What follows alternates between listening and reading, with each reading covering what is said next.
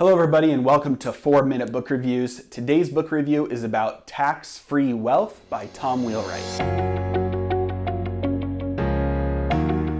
I loved this book. It was dry, but it was a fascinating look at the tax code and how you can legally and effectively use the tax code to reduce your taxes. The overall theme of this book is that the US government has created the tax code as an incentive for certain behaviors. By following these incentives, you can reduce or in some cases even eliminate your tax liability. I really like what the author says about patriotism in this book, because it is the most patriotic thing you can do to pay zero taxes. The reason this is true is because the government wants to incentivize certain behaviors that it believes will stimulate the economy. The government wants there to be cheap housing for people with low incomes, and so it incentivizes businesses to provide housing to people with low incomes. These incentives come in the form of tax deductions and credits. If you are just an employee and you have no business and no assets, there's not a whole lot that you can do to help out your tax burden other than contributing to a 401k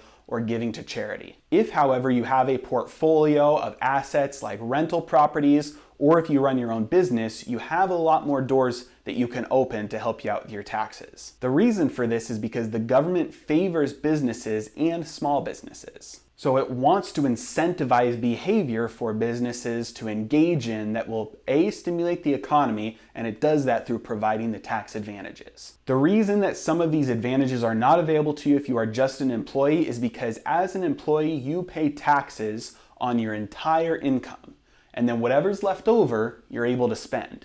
However, businesses pay taxes on whatever's left over after they've spent. As you can imagine, this by itself is a huge advantage, and it's why businesses usually spend most, if not all, of their revenue that they make and keep their profits low. Anything that they retain or keep, they'll have to pay taxes on.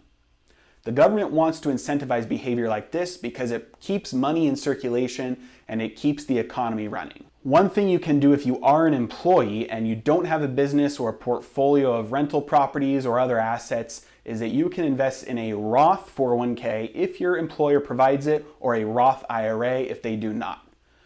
A Roth retirement account provides many tax advantages over a traditional retirement account because it's not just a deferral of paying your taxes. With a traditional account, you defer your tax liability, meaning you don't pay the taxes on those dollars now, but you do later in life when you remove the money from the account in retirement. With a Roth, it's the opposite. You pay the taxes on the dollars now, and then later in life when you retire, you don't owe taxes on any of the growth or any of the contributions. Another tip that I enjoyed from this book is that you don't get a whole lot of advantages to investing in real estate inside your retirement account. This is because one of the main advantages to real estate investing is the tax breaks. However, if you invest in real estate inside your retirement account, the retirement account acts as a shield.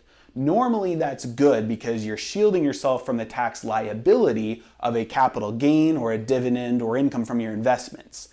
However, in the case of real estate, it shields you from the tax advantages that are inherent in the real estate itself. So don't invest in real estate inside your retirement account.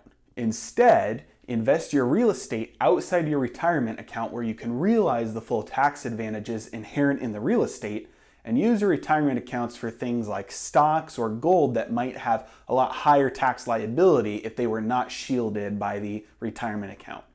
Overall, I really enjoyed this book. It provides a lot of helpful tactics and strategies to dealing with your taxes.